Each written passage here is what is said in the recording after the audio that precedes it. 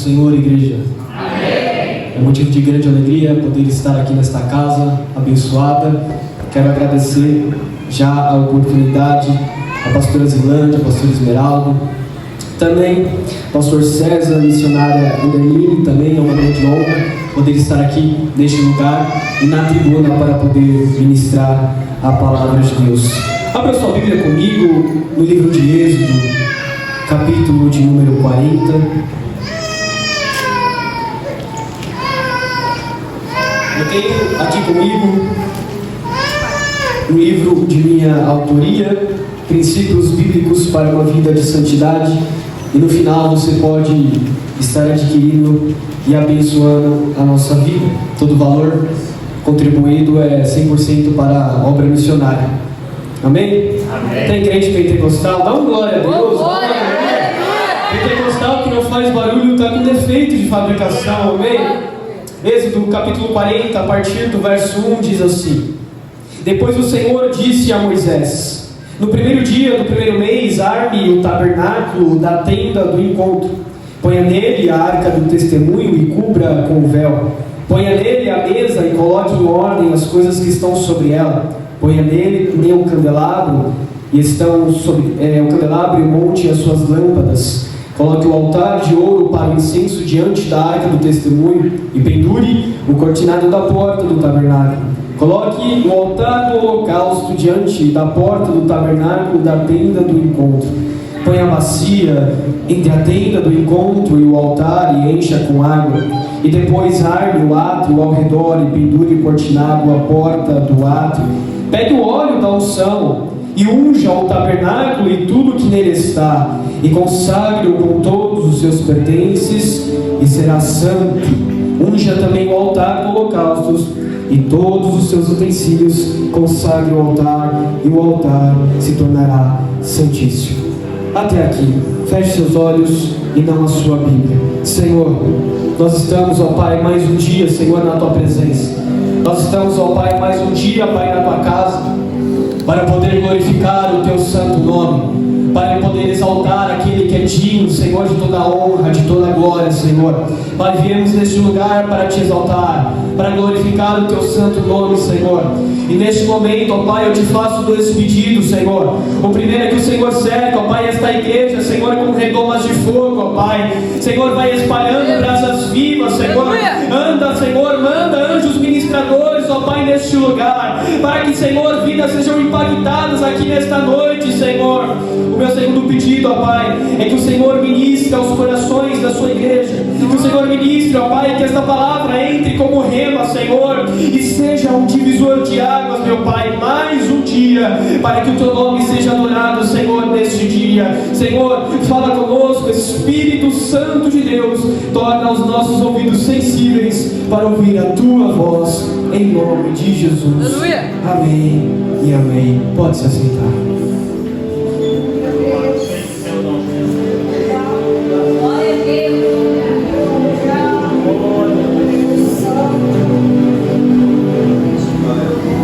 De fato, estudar a palavra de Deus é algo fantástico.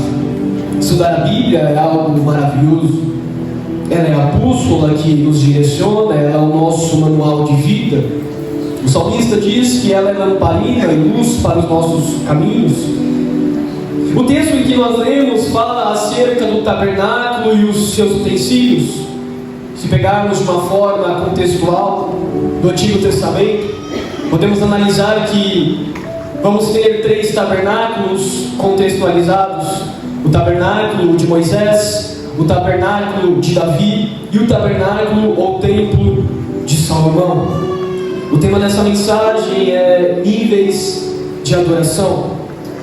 Devemos, de fato, estudar o tabernáculo. Muitas pessoas param ou não querem, nem começam a estudar o tabernáculo ou o Antigo Testamento ou principalmente o Êxodo, porque realmente é um livro com muitas regras. É um livro onde as pessoas não vão se entreter muito. Mas o tabernáculo contém muitos segredos espirituais que o Senhor quer revelar para a sua igreja. Quando Moisés está no Monte Sinai e recebe do Senhor e é batizado na nuvem, O Senhor passa de costas e ali ele tem um encontro grandioso com o Pai. E ele vai ver coisas inefáveis. Moisés vai receber o modelo do céu para a terra. Ele vê o tabernáculo celeste para transmitir o que era do céu para a terra.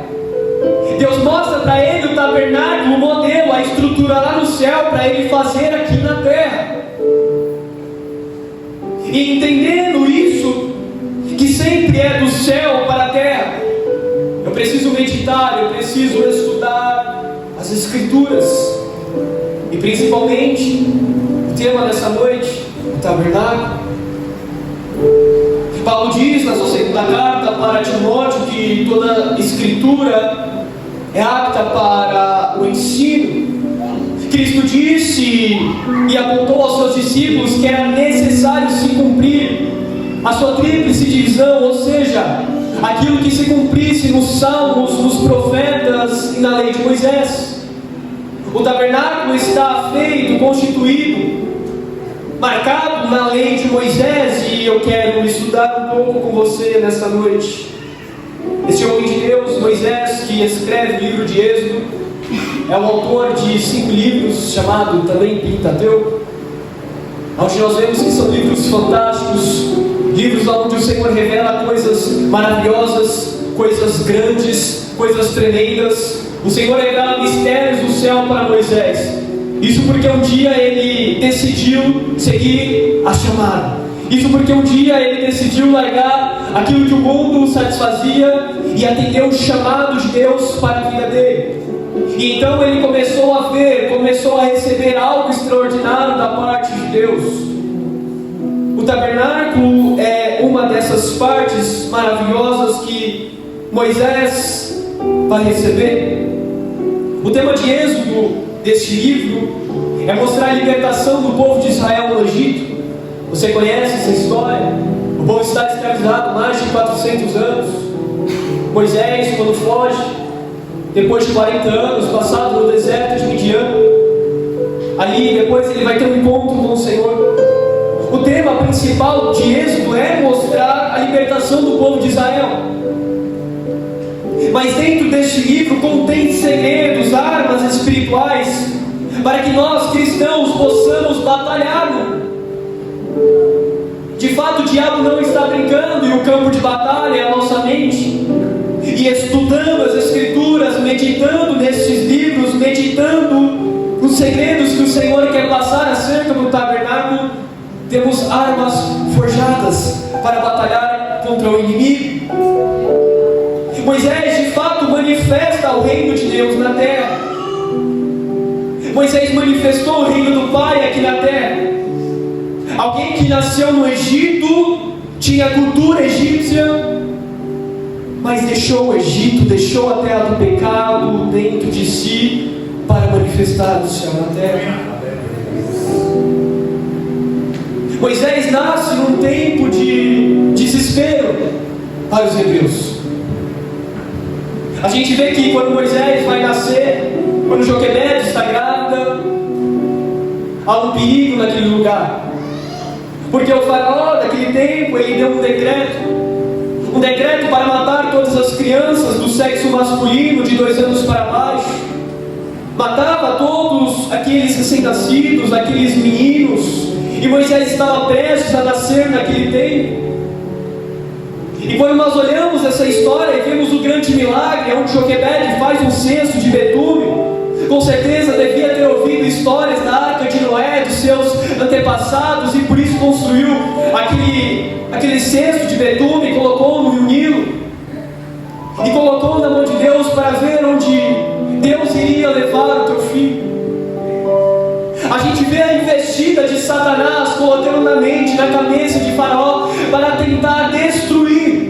De fato, Satanás não é onisciente, onipotente, onipresente, somente o nosso Deus é, mas já havia algo liberado naquela atmosfera e o diabo captou aquilo. O diabo não é bobo.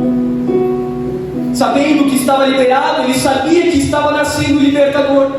Ele sabia que estava nascendo alguém que ia tirar o povo hebreu do Egito. Ele sabia que estava nascendo alguém que ia tirar o povo hebreu da escravidão. E por isso ele coloca setas, por isso ele coloca levantes contra aquele homem, contra aquele menino. E a gente vê que anos depois não foi diferente. Quando o nosso Senhor vai nascer nessa terra, o mesmo decreto acontece. O mesmo decreto o diabo coloca na cabeça de Herodes para colocar naquela terra: mata todos os meninos. Porque já foi liberado naquela atmosfera que não era apenas o libertador dos hebreus, era o libertador do mundo todo que estava nascendo. Você percebe que o diabo, ele coloca estratégias. Quando ele sabe que algo está prestes a acontecer, ele investe contra a geração, ele investe contra os jovens, ele investe contra os adolescentes. No tempo de Moisés, ele tentou matar o libertador. No tempo de Jesus, ele tentou matar o mestre. E nesta geração está com um sistema maligno tentando colocar um sistema de aborto para tentar matar, para tentar abortar uma geração do avivamento. Mas eu quero te dizer nessa noite: os planos de Deus não podem ser frustrados. Moisés foi no tempo de morte, mas Deus sentenciou vida. Moisés continuou, Jesus nasceu e libertou. E esta geração vai proclamar, vai anunciar: e vidas vão ser salvas para a honra e glória do Senhor.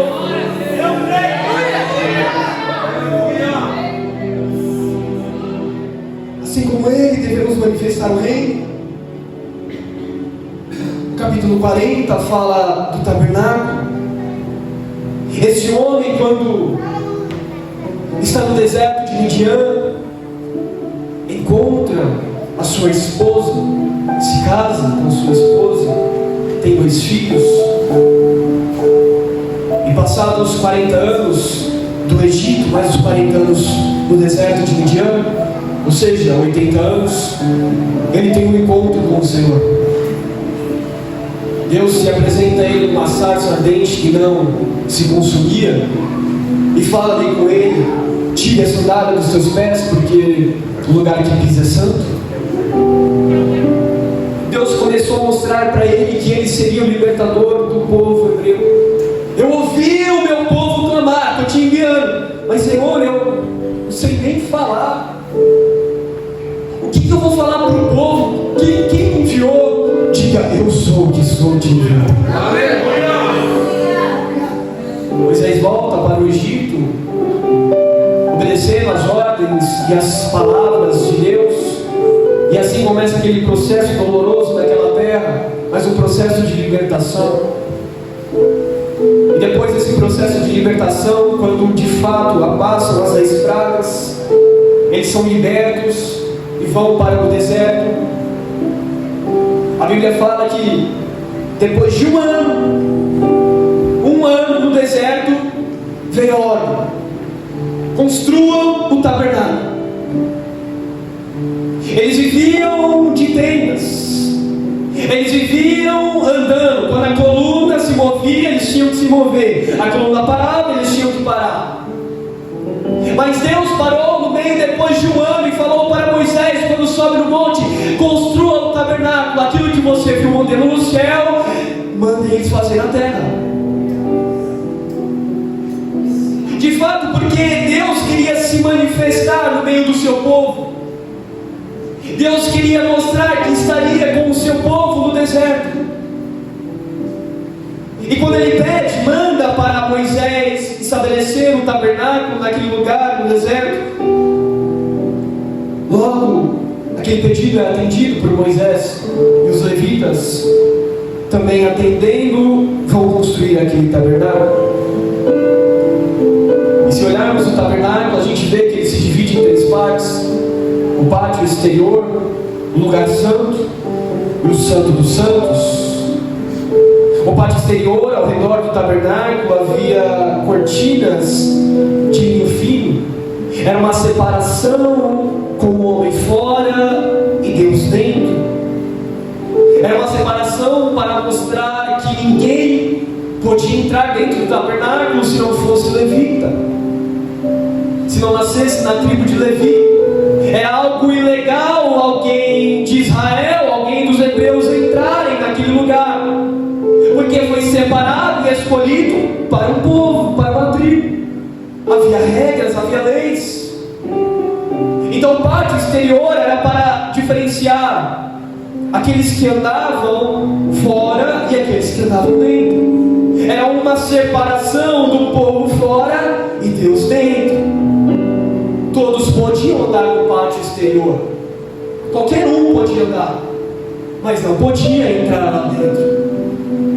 Também havia um lugar santo, que era uma das duas salas que havia dentro do tabernáculo, e esse lugar foi estabelecido para as ordens dos levitas, para a ordem dos sacerdotes cumprirem as suas obrigações diárias naquele lugar. E dentro do lugar santo ficava a mesa dos pães, o altar do incenso e o candelabro de ouro.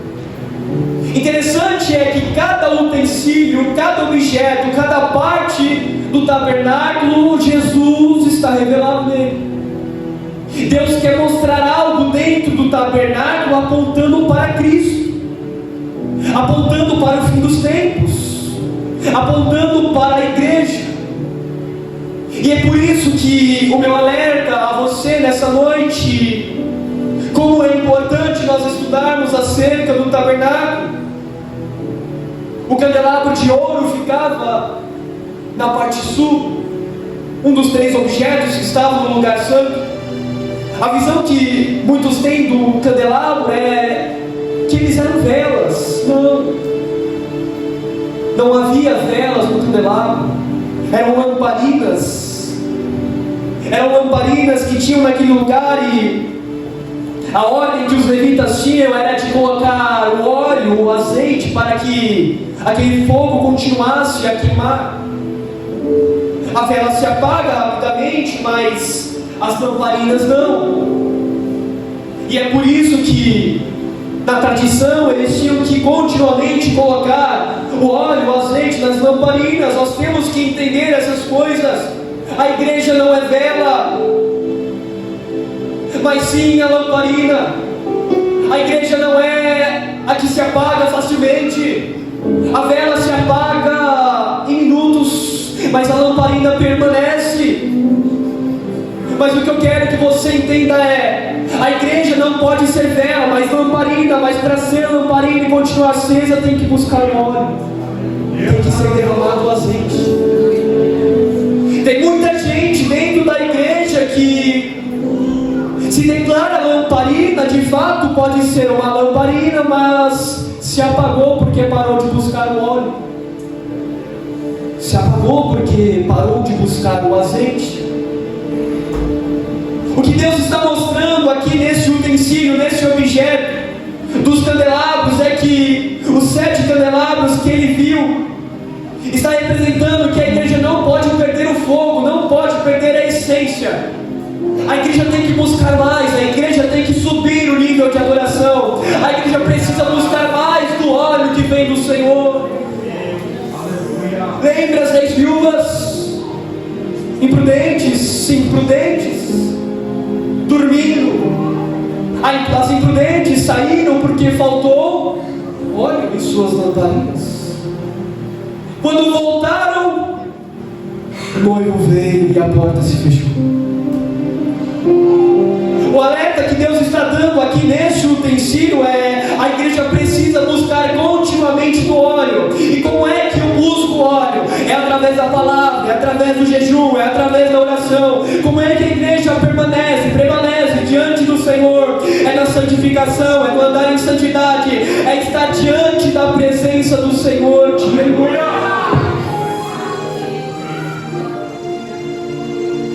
Apocalipse capítulo 1, Jesus revela para João algo maravilhoso. João tem uma visão de Jesus glorificado, já está ressurreto, e ele fala que entre Jesus há 7 candelabros de ouro, e Jesus revela esse mistério no final do capítulo, e ele fala: o mistério dos candelabros é que são as 7 igrejas.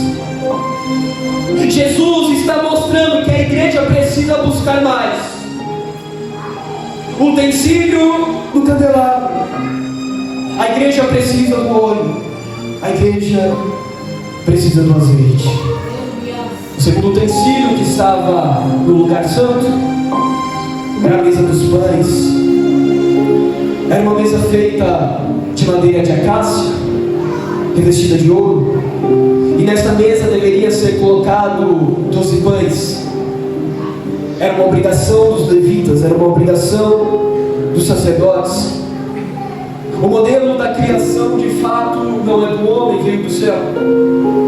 Não foi estabelecido pelo homem. Não foi ideia do homem. Não veio da mente de Moisés colocar 12 pães naquela mesa, não. Era tudo que ele viu no céu, era o modelo que ele viu no céu. E está transmitindo e obedecendo aqui na terra. Deus quer mostrar a sua divindade nesta mesa.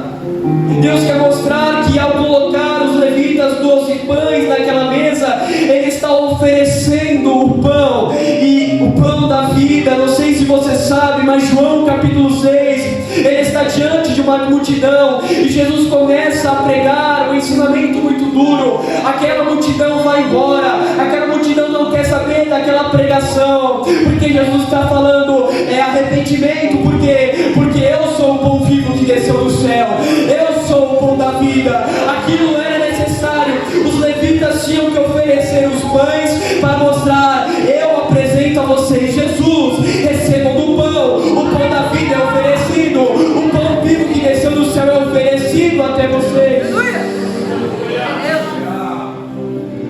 É exatamente isso que Ele está mostrando, representando também a mesa da ceia, aonde Jesus, em Mateus capítulo 28, Ele vai falar, este pão que é repartido entre vós é o meu corpo. Cada representação, cada significado que Deus está mostrando dentro do tabernáculo. O último utensílio do lugar santo é o altar do incenso. O altar do incenso servia para queimar o incenso, o sacrifício ao Senhor. Mas uma obrigação de tantas dos levitas, dos sacerdotes, também coberta de ouro e feita da madeira de acácia. E o incenso, ele significa a oração dos santos. Aquele objeto, utensílio, foi colocado naquela parte do lugar santo para representar a oração da igreja, a oração dos santos. O que Deus quer mostrar para a igreja, o que Deus quer mostrar para aqueles que estão entrando dentro do tabernáculo, é que precisa de constante oração, precisa de constante clamor. Ele quer mostrar algo para os levitas, transmitir para Israel, transmitir para a igreja do Senhor. Nós somos a Israel de Deus hoje, e Ele quer mostrar para os sacerdotes que entram dentro do tabernáculo que precisa estar em oração. Não era fácil o trabalho dos levitas, as obrigações sacerdotais não eram fáceis, de fato eram trabalhos cansativos. Eles entravam lá exaustos, e aí Deus mostra para eles de frente: está difícil, está complicado, mas tem que continuar orando. Você está cansado, mas o que Ele está mostrando nesse objeto, o que Ele está mostrando nesse utensílio, no altar do incenso, é que a adoração dos santos, a adoração da igreja, tem que subir como um cheiro suave às narinas do Senhor. Pode estar difícil, pode estar complicado, o mundo pode bater, o diabo pode dar um levante. Ah, meu irmão e minha irmã, mas eu quero te lembrar nessa noite: maior é aquele que está conosco, maior é aquele que está dentro de nós, do que aquele que está no mundo. A oração tem que permanecer, os santos têm que perseverar e encher o cálice da glória do Senhor.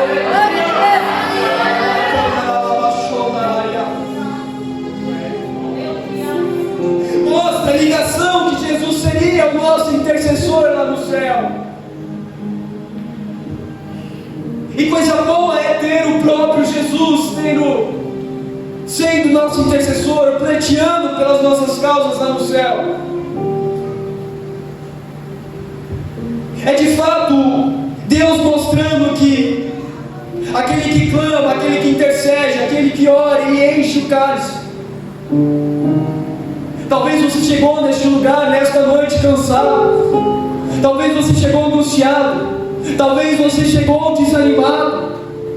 Mas Deus me traz nessa noite para te dizer: não desiste, continua, persevera. Mas Senhor, eu estou orando tanto e não vem resultado. Senhor, eu estou clamando tanto e o Senhor não manda resposta. É porque o cálice está enchendo. O cálice está enchendo. E quando ele transbordar, o Senhor vai derramar. E o peso da glória que vai vir sobre você, sobre a sua vida, vai transmitir algo neste mundo. O poder de Deus vai ser manifesto nessa terra através da sua vida.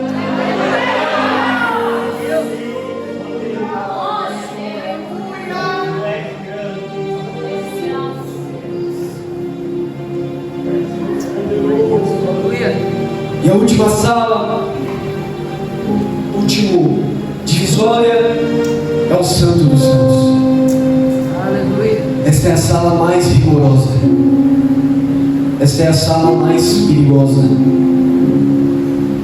Esta é a sala que mais temiam os sacerdotes, mais temiam os israelitas.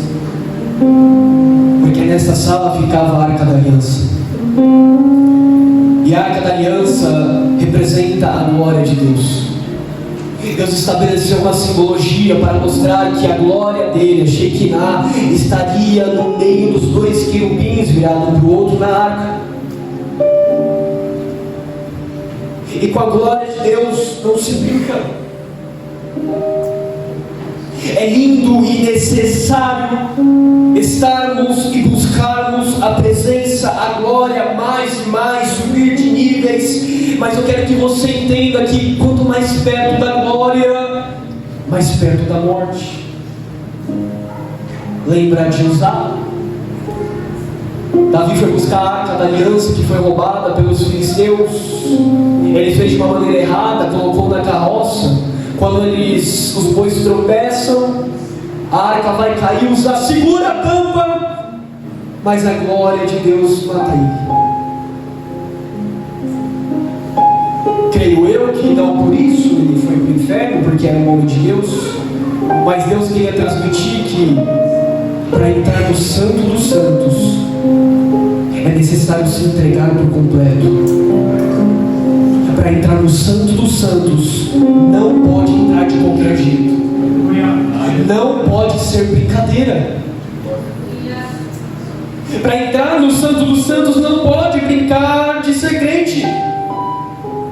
Naquele lugar, apenas uma vez no ano, o sumo sacerdote podia entrar naquele lugar para oferecer o sacrifício anual e falar com o Senhor. Jesus. Apenas uma vez no ano. E quando vemos isso, que Deus ordena a construção da Arca da Aliança, fala para Moisés construir, representando a sua glória, a gente vê que nem Elias, tudo que Ezequiel, tudo que os profetas viram, Moisés também já viu antes. Tudo aquilo que a glória de Deus foi manifesta na vida dos profetas, na vida dos homens, das mulheres de Deus no Antigo Testamento, já tinha sido estabelecido para Moisés.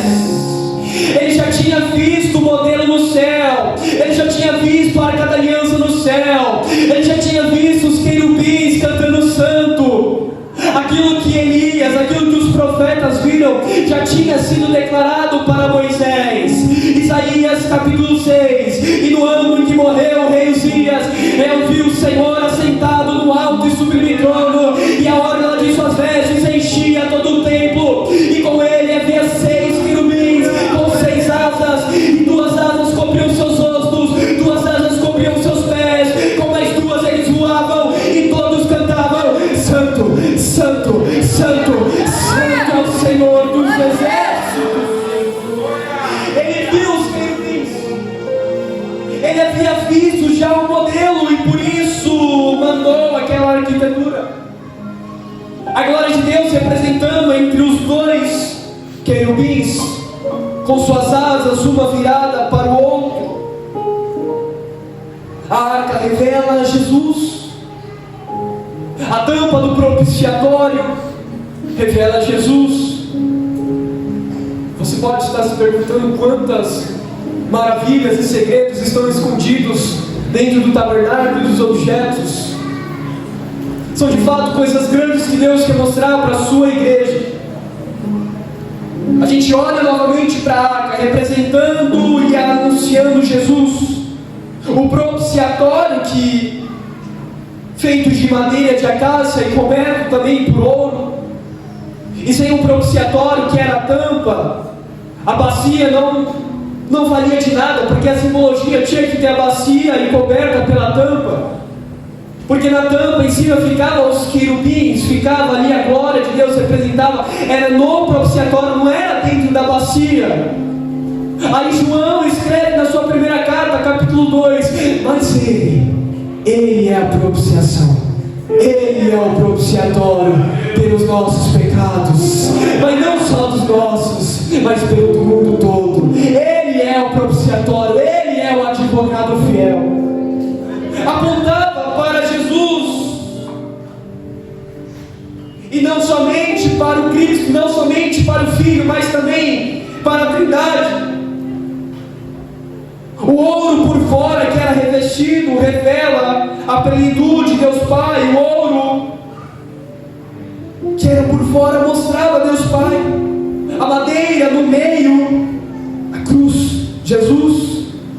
E o ouro por dentro mostrava a divindade, o Espírito Santo. São segredos espirituais que o Senhor quer transmitir para a sua igreja. Cada utensílio Deus queria mostrar para Moisés que de fato devemos adorar aquele que é digno de toda adoração. Apenas o sumo sacerdote poderia entrar naquele lugar. Havia algo escondido no espiritual, havia algo para ser revelado. Mas como a gente viu no átrio, os homens ficavam de fora, as pessoas ficavam de fora, e somente o sumo sacerdote poderia entrar. Havia uma cortina, havia um véu que separava as duas salas, o lugar santo do Santo dos Santos. Mas quando Jesus morre na cruz do Calvário, o véu se rasga de alto a baixo e o acesso está liberado. O acesso está permitido agora. Não apenas o sumo sacerdote, não é mais o sumo sacerdote que entra, só somos nós. É a igreja que tem o livre acesso para entrar no Santo dos Santos.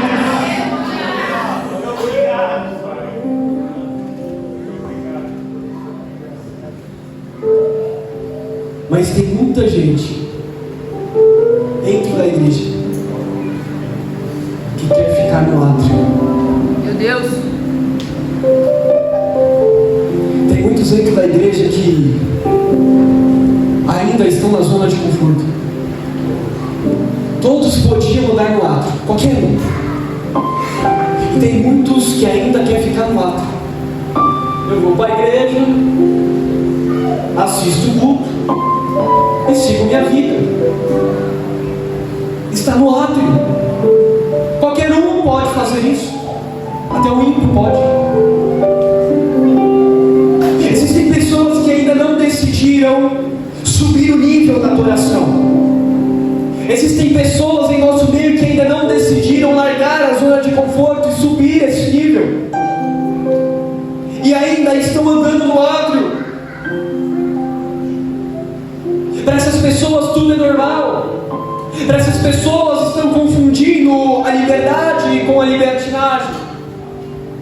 Essas pessoas que andam no átrio, elas não gostam da presença, elas não amam a arca, elas não querem a glória,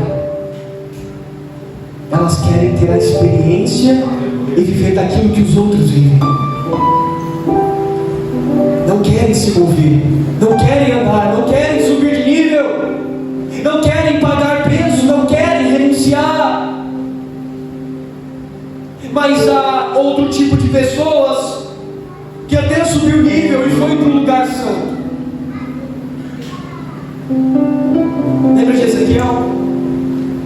O profeta, quando tem uma visão no capítulo 47, E a visão que ele vê um rio que brota na sua frente do templo e vai parar e dar vida até o deserto.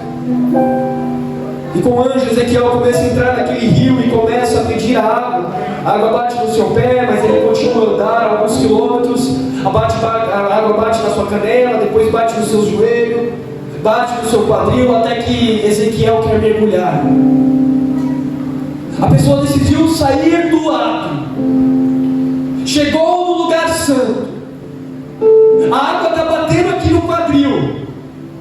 Mas ao invés de ela continuar, de perseverar, a luta vem e ela para. A batalha vem, Jesus me deixou. A complicação vem, Deus não me ama mais. Ela para, ela estaciona. O Senhor está te lembrando hoje, não é para parar, é para subir o nível de adoração. O Senhor te traz aqui nessa noite para te lembrar, para te dizer: ei, meu filho, minha filha, eu te chamei hoje aqui para você sair da zona de conforto e subir o nível de adoração. Não basta apenas ficar no átrio, não basta apenas ficar no lugar santo, tem que entrar no santo do santo.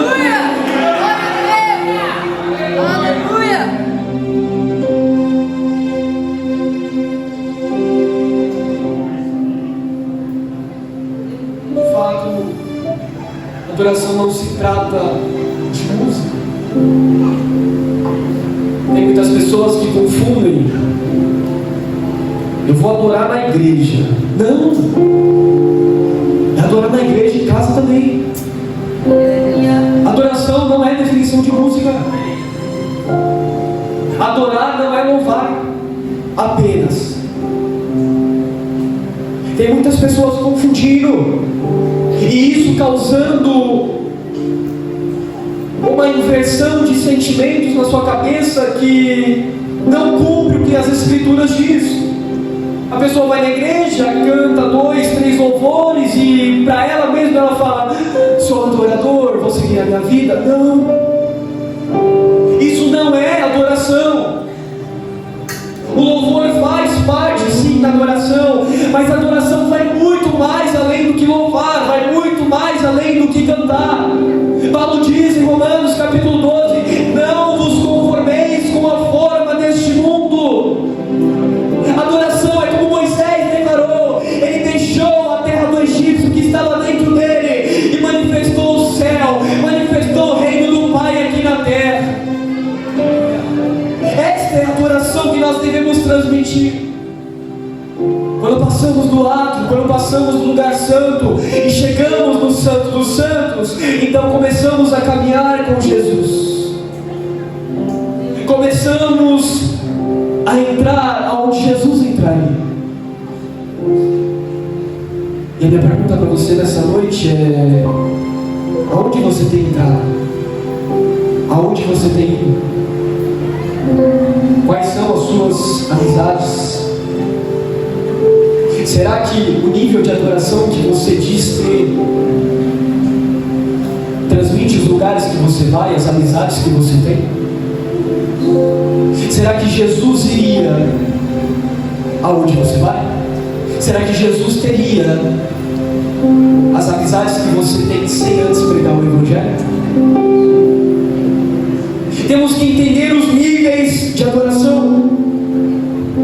O que o tabernáculo quer mostrar e revelar para a sua igreja, cada objeto, cada utensílio que Deus mandou Moisés, que Deus mandou os israelitas fazerem aqui na terra para transmitir um segredo espiritual para a igreja.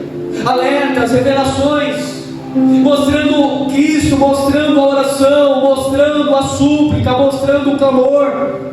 Não é apenas objetos comuns que eles fizeram e deixaram lá para ficar bonito, para ficar... Não! Tudo que há na palavra de Deus, desde o Antigo Testamento, de Gênesis até Apocalipse, a gente vê que todos os versículos, todas as palavras têm um propósito. Engraçado, a gente para na genealogia, né? Quando eu me converti, eu falei: vou ler Gênesis inteiro agora, em 5 dias. Cheguei na genealogia, parei. Negócio esquisito, né? Mas até na genealogia Deus quer revelar algo. Até naqueles nomes Deus quer revelar algo na igreja. Nada que vem de Deus é por acaso. Nada que vem de Deus é à toa. Tudo que vem do Senhor tem um propósito. Tudo que vem do Senhor tem um destino. Tudo que vem do Senhor não pode voltar para trás.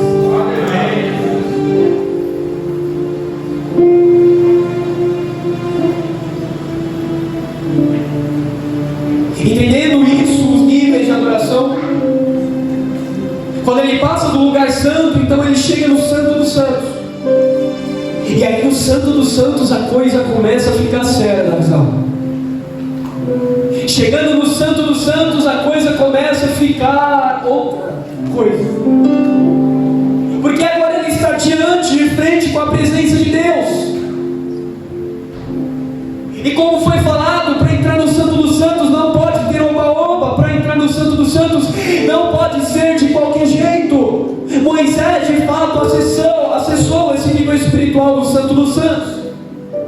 Qualquer um podia ter batido naquela rocha. Deus ia falar: tudo bem, se pedir perdão eu perdoo. Mas porque foi Moisés, não vai entrar na terra prometida. Porque ele acessou o nível maior. Quanto maior a intimidade, mais cobrança. Quanto maior o nível de adoração, mais responsabilidades.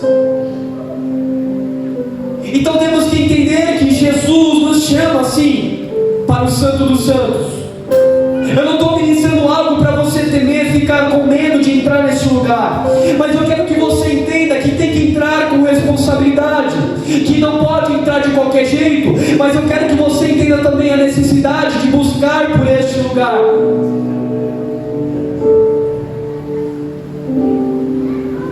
Quando Davi declara: uma coisa eu peço ao Senhor e a buscarei, que eu possa morar nesse lugar todos os dias da minha vida, também tinha acessado o Santo dos Santos. A igreja foi chamada para acessar este ambiente. A igreja foi chamada para acessar este lugar. A igreja não foi chamada para ficar na mesmice. A igreja não foi chamada para ficar no mesmo lugar estacionada. O Senhor em Mateus 10 disse: eu vos dou autoridade, vai. Não é para ficar de braços cruzados. O Senhor disse: vai, anuncia, proclama. E não tem coisa melhor do que estar diante da presença de Deus. Não há outro caminho, não há outra verdade, não há outra vida, se não for para seguir o nome de Jesus. Assim como Moisés declarou: Senhor, se a tua presença, se a tua glória não for conosco, eu não vou. Sabe quando te chamam para pregar? Papai, se tua presença for comigo, eu não vou. Papai, se o Senhor não for comigo para cantar, eu não vou. Papai, apareceu a oportunidade da missão. Se a tua presença não for comigo, eu não consigo ir, porque eu dependo de ti. Não pode ser as minhas mãos. Moisés entendeu isso, que o nível maior de adoração para chegar no Santo dos Santos é a dependência de Deus. João capítulo 15, Jesus está falando para os discípulos: sem mim nada podeis fazer. Quem ora, declara que depende de Deus. Quem não ora está afirmando: eu não dependo, eu faço com as minhas próprias forças. Mas quem tem vida de oração, ele declara diariamente: Senhor, eu dependo de ti. Senhor, se o Senhor não for comigo no serviço, eu não consigo. Senhor, se o Senhor não for comigo ali na esquina, eu não vou. Senhor, eu dependo da tua graça. Senhor, eu dependo da tua presença. Aí sabe que Deus fala para o teu filho, sabe que Deus fala para a igreja, assim como ele transmitiu para Paulo: Paulo, a minha graça te basta.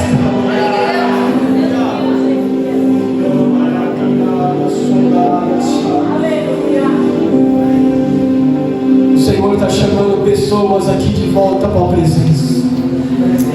O Senhor me traz essa noite para te dizer: volta para a presença.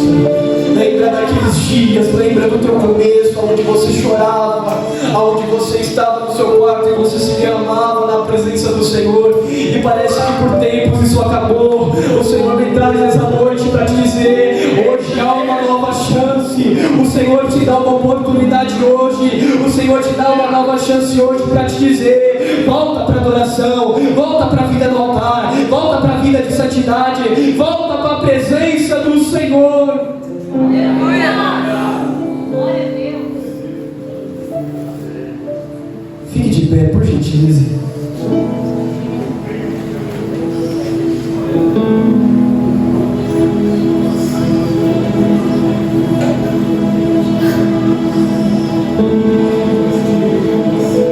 O Senhor quer transmitir algo aqui nessa noite. Tem vidas aqui neste lugar que está precisando e o Senhor está incomodando. O fogo está pegando tão forte. Você não sabe como, mas o Senhor te deu essa chance para você subir de nível. Talvez você entrou no Santo dos Santos e por alguns motivos você se distanciou. Mas como cantamos aqui no começo, quem já pisou no Santo dos Santos em outro lugar não sabe.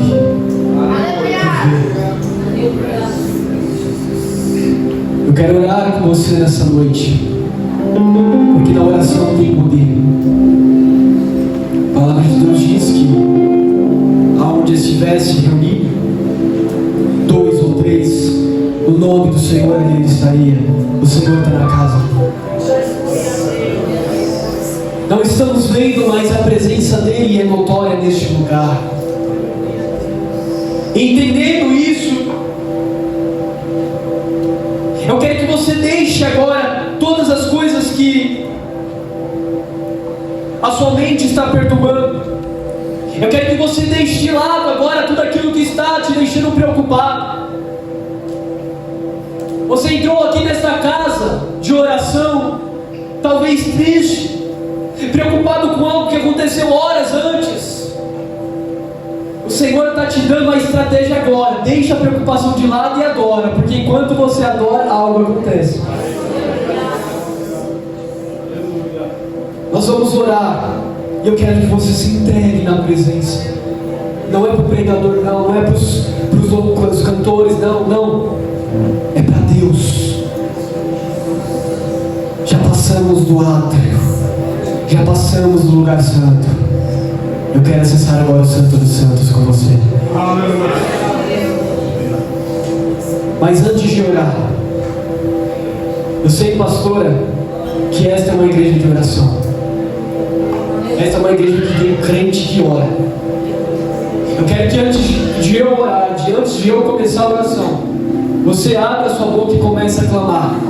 Mas não é subir de gato, não. Aqui é uma igreja pentecostal.